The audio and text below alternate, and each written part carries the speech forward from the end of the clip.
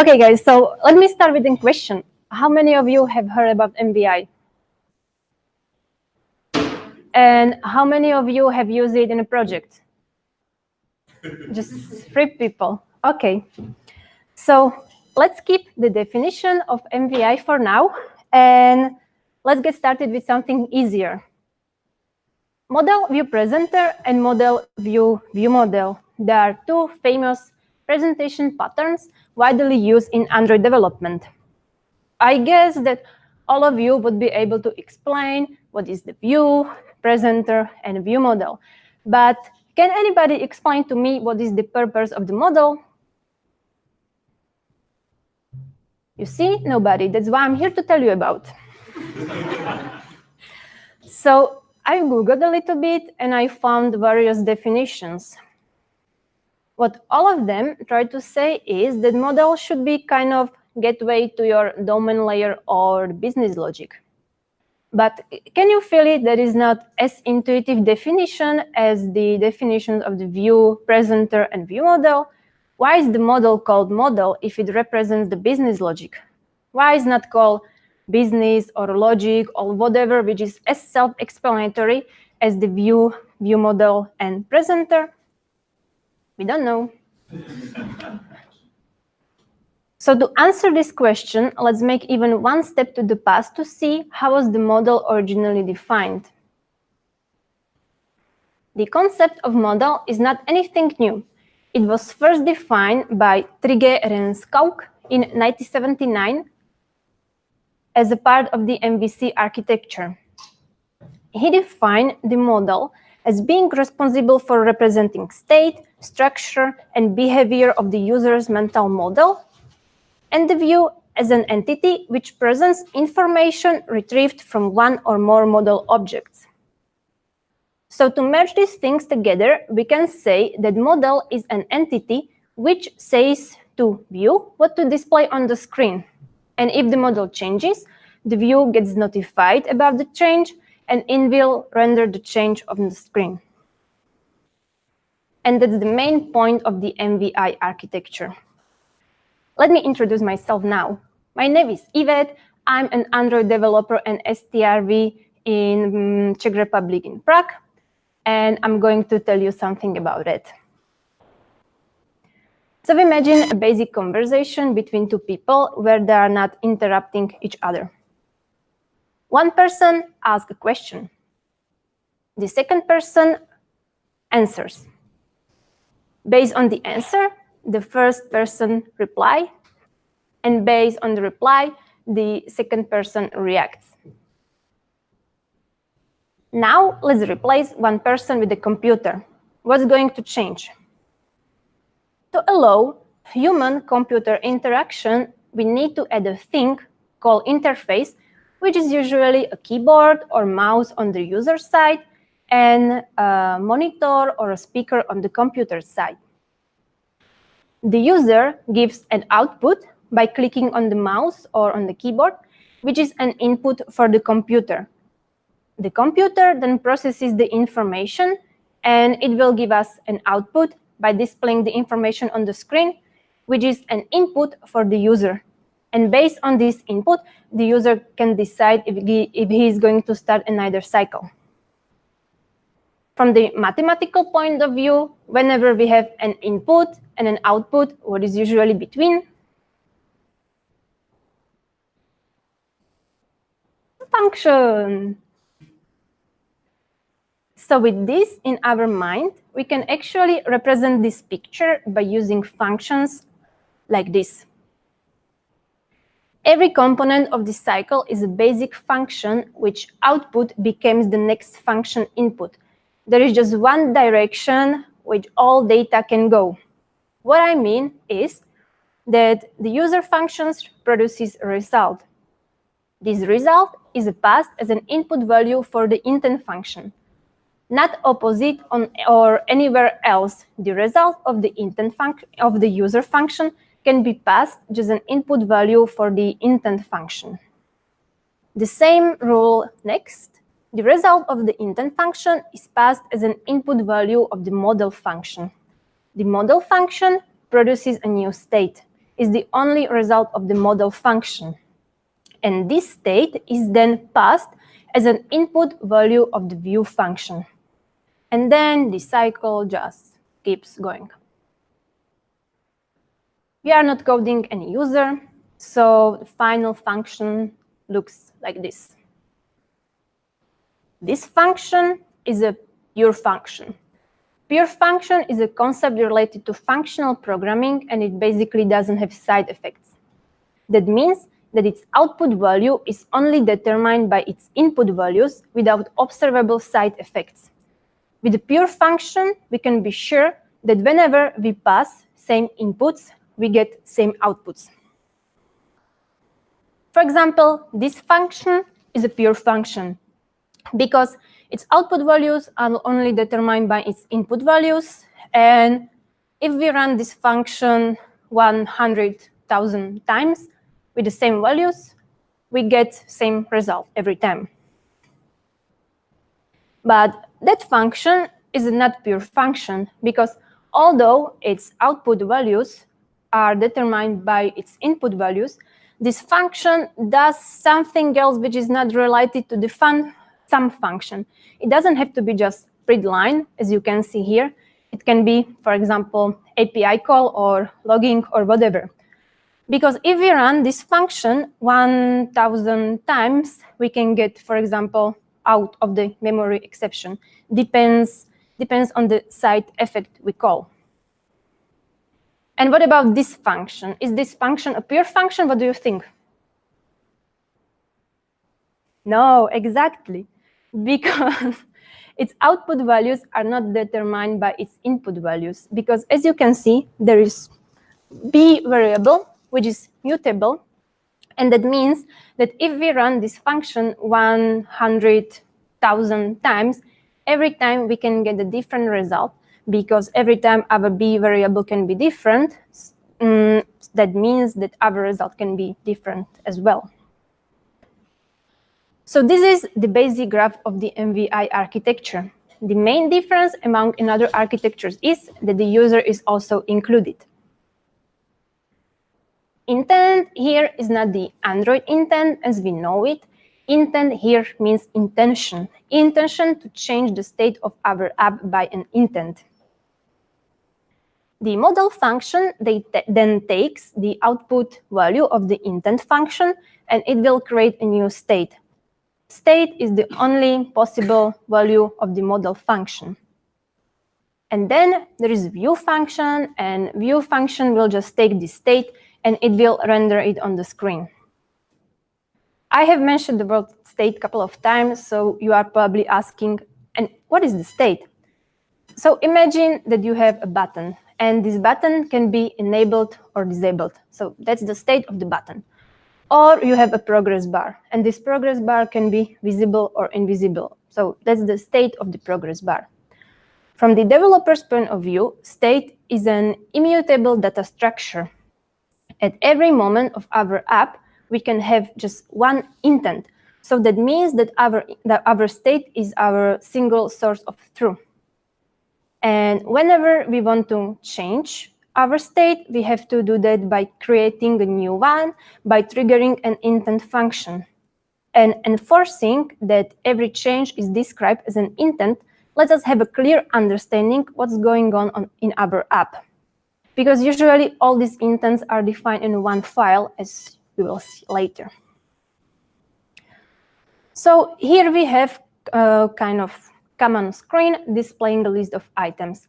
Let's build its state right now. Firstly, we want to fetch items from an API or database. So to display progress indicator or progress bar as an indicator that something is going on the background, we have to change our state. We have to create a new one with isLoading is true and render the state on the screen by actually displaying the progress bar.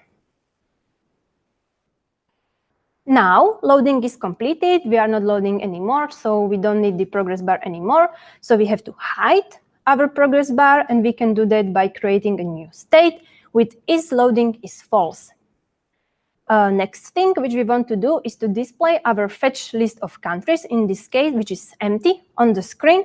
And to do that, we have to create a new state with countries attribute and assign our empty list to this variable.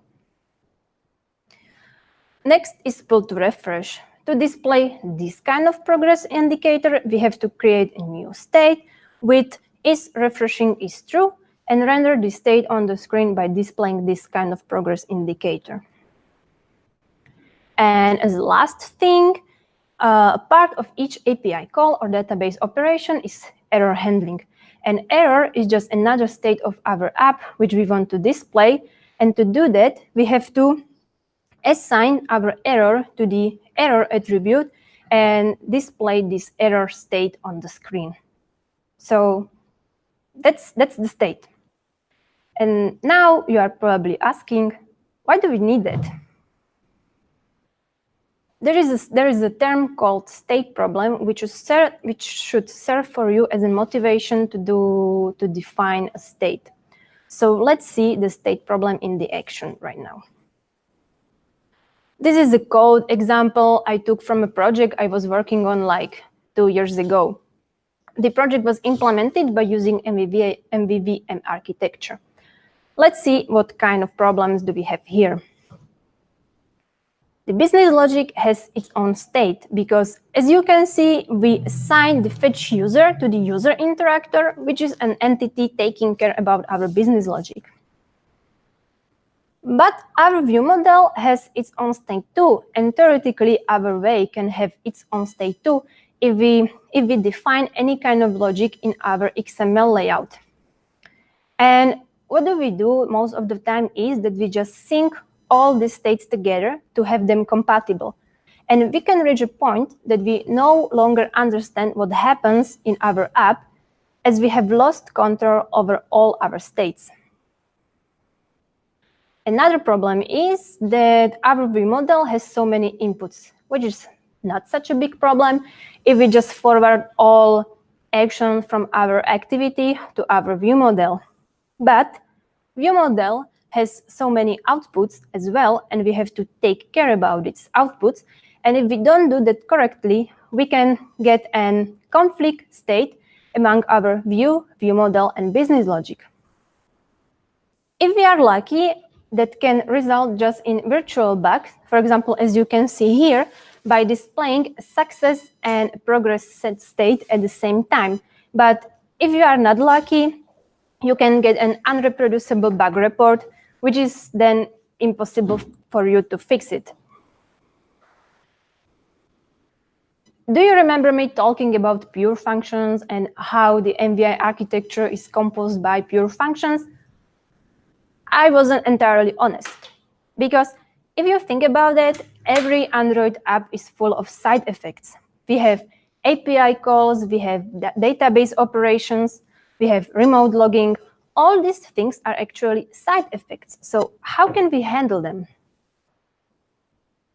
There is kind of hidden component which takes care about side effects. So the user triggers an intent function. The result of this intent function is passed as an input value of the model function. But at the same time, this intent function asks another component to take care about side effects. And result of this side effect can be either nothing or another intent function, which is passed as an input value of the model function, or it will trigger another side effect. Do you have any questions so far? Ask. Like, we can make a small break and just make everything clean. No questions?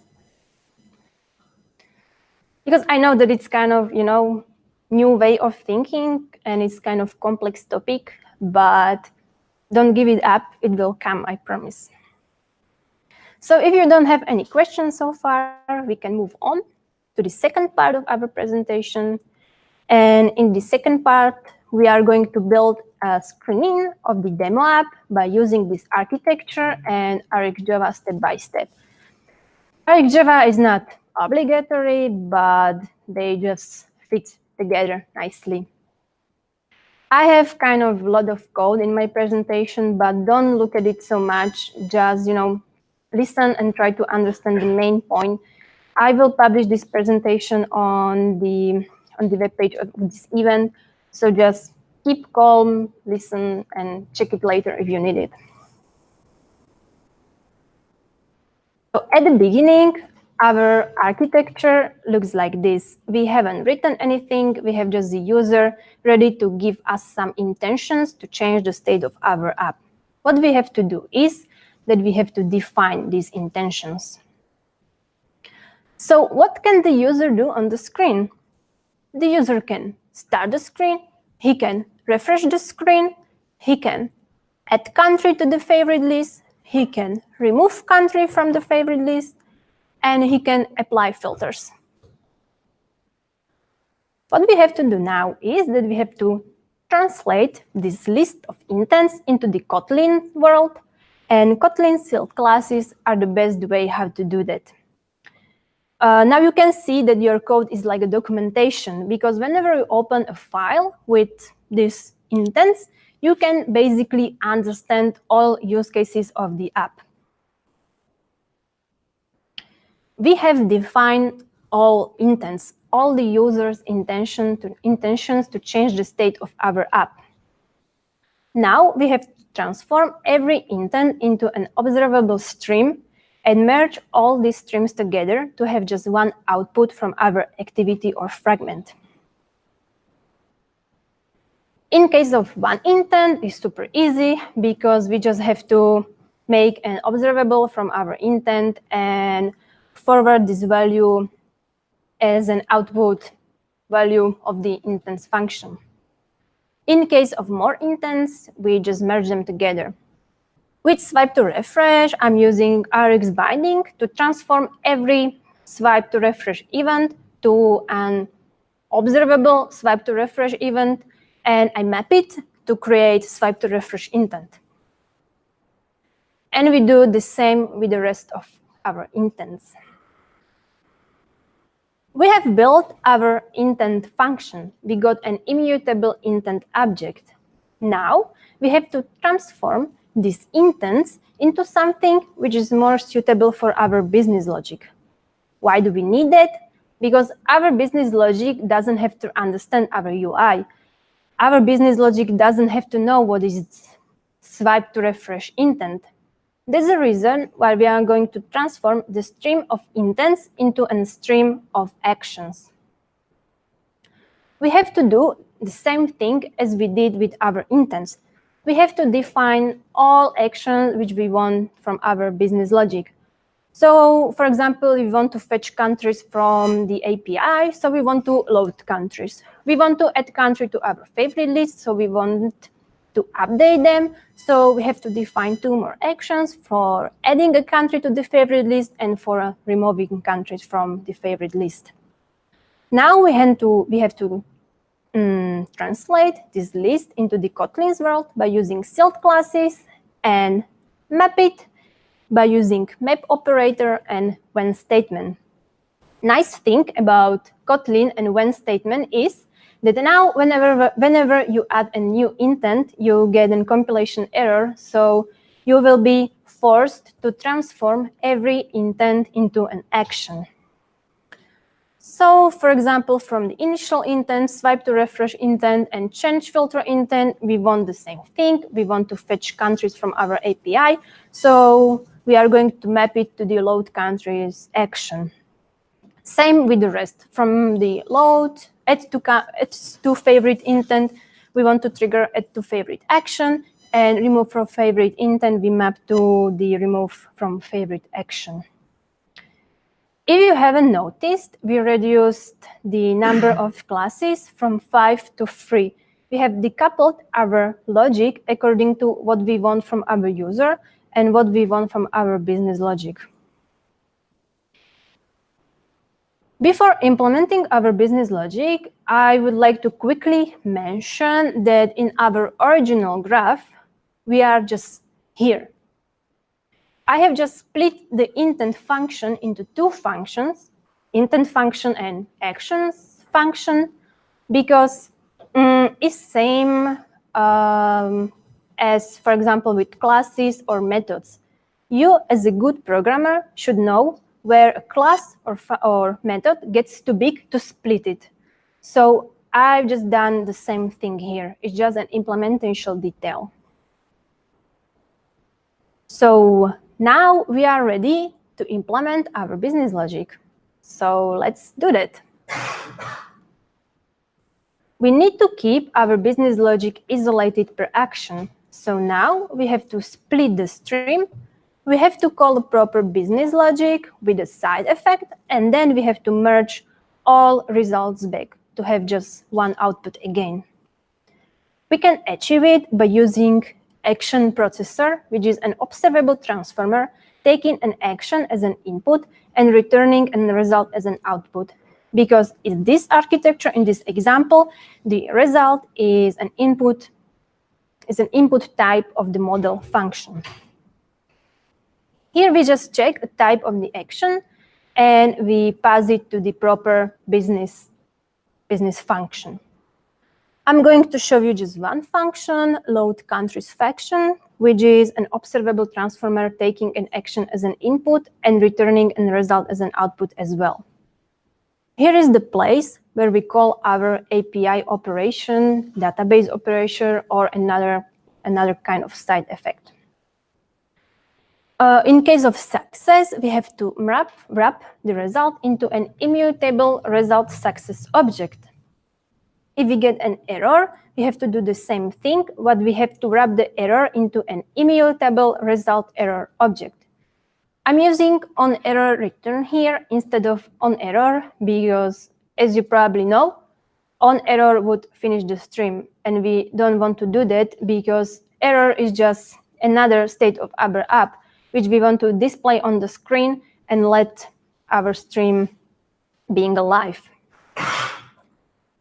Then subscribe on server, and as the result of our original action, let's say we want to display a progress indicator, and to do that we have to emit another object, result in progress object. We got a result from our business logic. And now the most interesting part, creation of the new state. To do that, I'm going to introduce a new term, Redux, which is a predicable state container for JavaScript apps. It consists of three components. State, which is a state container. Action, which is a command to change our state. And reducer, which is a pure function taking a previous state and an action to change our state as input parameters, and it will return a new state. It's really important to keep in your minds that reducer has to be a pure function. So no surprises, no side effects inside, just a calculation of a new state. Like with MVI, there is an additional component called middleware. If you have ever worked with, for example, Node.js libraries like Express or Koa, you are probably familiar with this concept. In these frameworks, middleware is some code which you can put between your framework receiving a request and your framework generating a response. So you can use it, for example, for adding headers, logging, error handlings, whatever. Redux middleware solves different problems, but in a similar way. It provides a third-party extension point between dispatching an action and the moment it reaches the reducer. So you can use it as well for logging, error handling, talking to your MPI or database, in general, for triggering your side effects. I don't want to dive into the topic of Redux for JavaScript so much because that's a topic for another presentation, but I really recommend to read the official documentation of Redux for JavaScript. It's really friendly written and it will help you to understand this concept deeply. But back to our reducer, how does it look in the code? We have defined 3 kinds of result, and for each kind of result, we want to define a new state. And this is where we started. You have already seen it, so once again, in case of success, we are not loading anymore, so this loading has to be set to false, and we have to assign our fetch list of countries to our countries attribute. If we get error, we are not loading anymore again, so its loading is false, and our error attribute has to contain our received error. And regarding to progress, we have 2 kinds of progress bar. One is pull to refresh progress bar and the normal progress bar. So we have to adapt our state for that. We got a new state, and now it's super easy. We just have to render the state on the screen. We can do that by calling render function directly in our activity or fragment, where we have to define all our displaying business logic. Or you can take advantage of data binding, move all the displaying logic to an XML layout so that you can make your code shorter. But be careful with data binding, don't overuse it too much. We have finished the cycle, we have made our user happy. So let's repeat quickly what we have done. We define all intentions, all the user's intention to change the state of our app. Then we transform it into something which is more suitable for the business logic.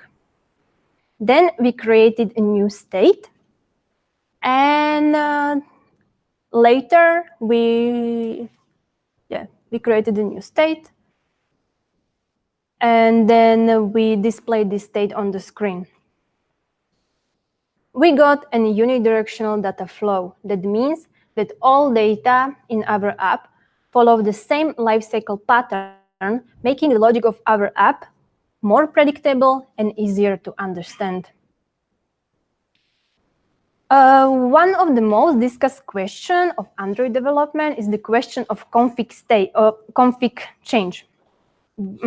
I have a good news for you, because with the state-driven app is super easy, because all you have to do is just to display the latest state. The original definition of Redux is made for 1-screen apps or 1-page web pages, which is not the case of the majority of Android apps. So the question of navigation is really discussed in MVI. One approach is that your navigation should be part of your state. That means that if you want to change your screen, you should pass the whole cycle, and according to your state, you should change your screen. Another approach is that you should trigger navigation as a side effect, which sounds nice, but you should realize that all side effects are mostly related to API calls and database operations, and I wouldn't recommend to mix these concepts together. What I did in my demo app was that I called navigation directly, because state should hold data which you want to display on the screen or which you want to display in general. It shouldn't hold an information which state you want to display. It should be responsibility of the screen to know which data to take from your state. And especially now with the navigation component from Google, it just makes much more sense, at least for me, to call it directly. This architecture is not something what I made up by myself. There are so many companies or so many libraries developed and used by famous companies like, for example, Spotify, Airbnb, Tinder, and etc. And summary. So what are advantages of this architecture? There is no state problem anymore because our state is our single source of truth. There is unidirectional data flow, as we have discussed, so no more ping-pong between your view and view model. There is immutability and all advantages connected with immutability. Like, for example, threat safety, and shareability. Unidirectional data flow ensures that our app is easy to debug, because when you have a stream and you pass this stream from one component to another, you can actually log the state of your stream, and then when you get the bug report, you can see the state in which your app was when the error was made, and you can see the action by which this state was created. So then it's kind of easier to reproduce the bug and fix it. Logic is decoupled because each component has its own responsibility. And unit testing is easy because all you have to do is just to call a proper business function, business method, and check if you got an expected state. And what are disadvantages? Because this architecture is not perfect, of course. There is a lot of boilerplate which you have to write. Because, for example, when you want to change the state of a button, you have to create at least a new action and new state. In my case, I have to create a new intent, action, result, state. There is a lot of code to write, which can be kind of annoying. Complexity. Because imagine that you want to onboard a new person for your project. There is probability that this person won't know this architecture. That means that it will take more time to explain this, this architecture, and to get used to be able to work on the project. Object creation is expensive because if you overuse it, your heap memory can reach the full level fast, and then your garbage collector will have so much things to do, and it's CPU consuming. Single live events. A single live event is, for example, when you want to display a snack bar or toast message. How would you do that? With MVI architecture, you have to create a new state. So there have to be an indicator like show message is true. So you get this state, you render it on the screen by displaying the toast message. But if you change your mobile phone to the landscape mode, what your app will do, or what you have to do, is that you have to display the latest state. But this latest state contains the show message is true attribute. So what your app will do is that it will display the snack bar or the toast message again, which is correct behavior in this case, but not so user-friendly. How it is solved in this architecture is that you have to emit two states in a row. For example, RxJava has a nice operator called timer for this. So you can emit one state with show message is true. And for example, in 3 seconds or 2 seconds, you can emit another state with show message is false. It's not the best solution ever, but it's how is it done. And what I find as the biggest problem is that this architecture is not Google supported. Because since Google has published its recommended way how to write an Android app, a lot of developers have tended to use this architecture, which is not bad, of course, but then it's kind of harder to persuade people to use something else because you just cannot find against best practices defined by Google. But fortunately, Google's MVVM samples show how to do state management with viewModel and live data too. Because there is a class called resource, not sure if you can see it, but this class is an immutable class which wraps HTTP response and network state, which is defined by sealed classes. It's nice to see such kind of state management related code in official Google samples, because it's kind of like one step further to make apps with the proper state management. If you like the code you have written a year ago, you haven't learned enough this year. I'm not forcing you to use this architecture. Architecture is an evolution. You know, at every moment you can read a new article about a new way how to handle that. So I just wanted to show you another way think about its benefits and drawbacks, and decide if you want to use it in your next project. This is the link for the demo app I've showed you. And that's not all, because some of you maybe have asked, and what about coroutines? So at the beginning, my aim was to write this presentation by using coroutines, because, you know, from everywhere you can hear how coroutines are amazing, how Aric Java is now CPU and memory consuming, and how we should replace all Aric Java by coroutines. I became crazy about this statement as well, because all of them are actually true. So I did a small research, and I would like to share my results with you.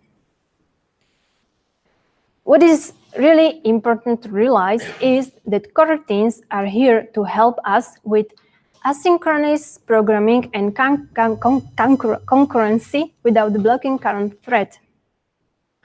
While MVI is based more on functional programming, coroutines are not here to help us with functional programming by default. They are here to help us to write async code without callbacks.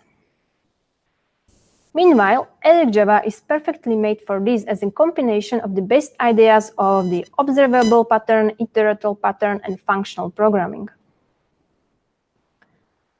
So coroutines and Arics operate on the different level of abstraction.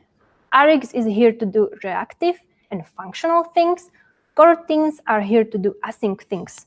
These things can overlap, but they are not the same. Let me do a small experiment. How many of you have heard about coroutines? How many of you have used them in a project? Okay. How many of you know what is channel, actor, and conflated broadcast channel? Just 2 people. You know, that's another reason why I decided to make this presentation by using Aric Java, because if I use coroutines, you know, not so many people know them deeply, and without proper explanation, it would make things less clean, I think. But it doesn't mean that you should avoid using coroutines while writing your MVI app. There is nothing wrong with having Arics and having coroutines at the same time. You can use Arics for what is it good at, and you can use coroutines for what they are good at. Or you don't have to use Aric Java at all. You can use just coroutines, or you can use imperative on procedural code if you want. Just be part of the evolution, show us your ideas, and you know, maybe your very idea becomes an inspiration for the rest of the community.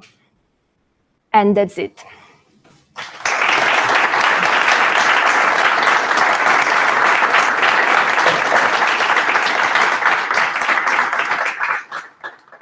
And do you have questions? Yeah. Well, first of all, congratulations about the presentation. I like in particular things. I think it was good that you liked some of the comments, especially the one of the memory consumed. It was nice, and so thanks for reminding again the difference between coroutine and Aric Java, since now it's become like a big topic and everyone is exactly what you were mentioning. So thanks also for that. About the memory consuming, I was wondering if you either tried or benchmarking inline classes with the Kotlin, and what was the benefit of it? You tried that approach, or you just tried with the serial class? Or? No, like we haven't used benchmarking for this. Like when we use it in a... Oh, okay.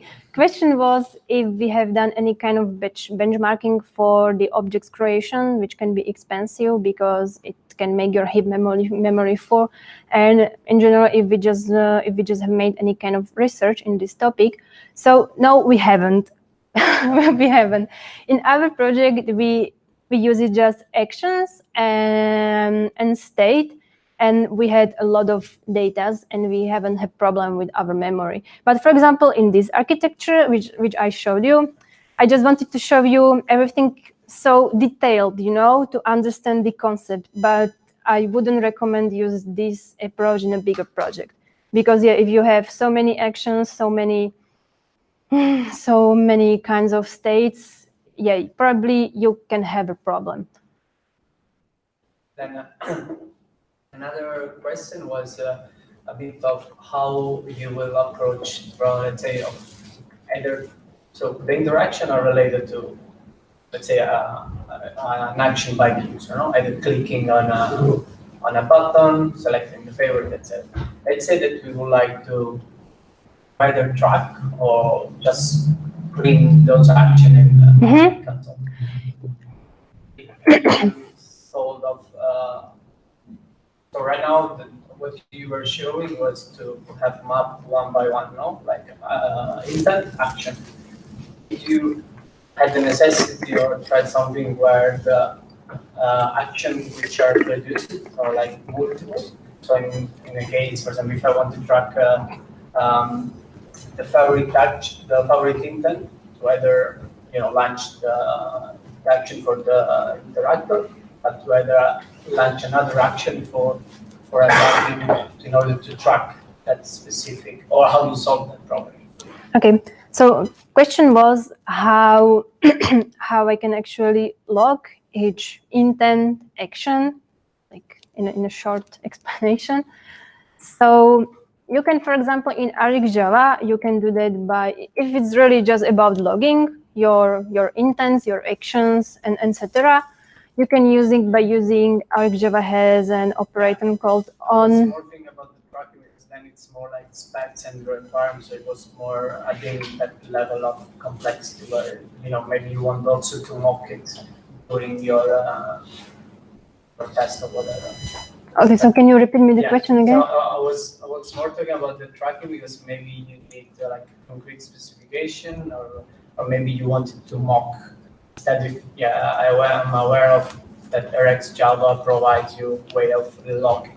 Yeah, with this do on next attribute where you can do kind of like side effect in your current stream. This is a nice place to use it if you want to log the value of your current stream. And for mocking, if you want to test an action, you can just send this action to the stream. That's all what you have to do. You don't have to mock any kind of action, because you can create your one and pass it to your stream. And from this stream, you get a state, and you have to just check value of this state with what have you expected. Have I answered your question? Okay.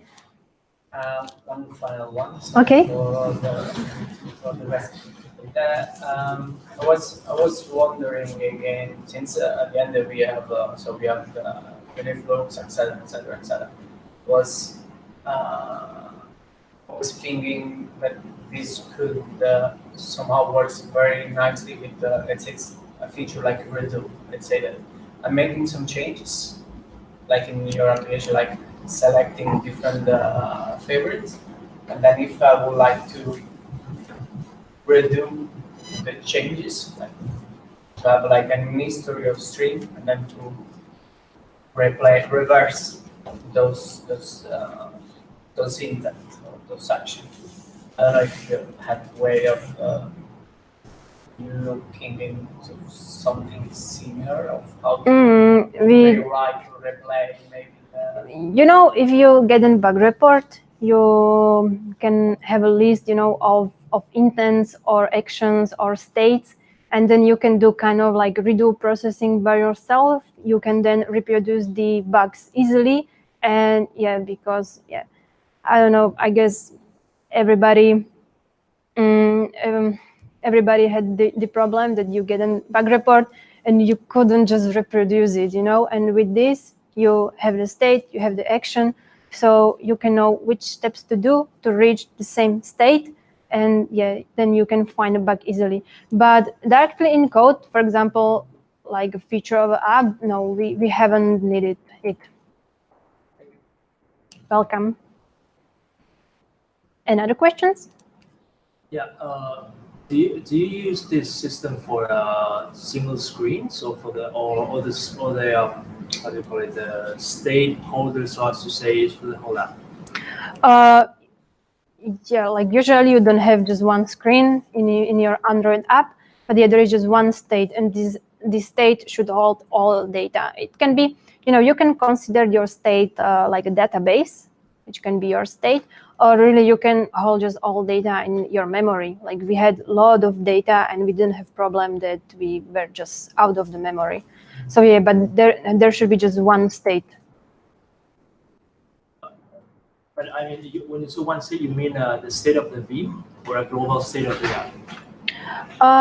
Both things, because you can have your state divided, like there is the main state and it can hold states for all screens. So this small state, they should hold also information about the view itself, if you want to load or if you want to display the progress indicator or not. But as well, this state should hold like data of your app in general. So you're doing the Redux way. Mm-hmm. Asking because in our case, in our company, we use a similar architecture, but our state is perfect. Yeah, but it's possible, but it's not like Redux way. It's different. Another question? Yeah, if you have more questions, I will be here. You can ask me face to face if you are shy or whatever, and I will try to answer all your questions. So if that's all, thank you for your attention. I hope that you like it, and yeah, that's it.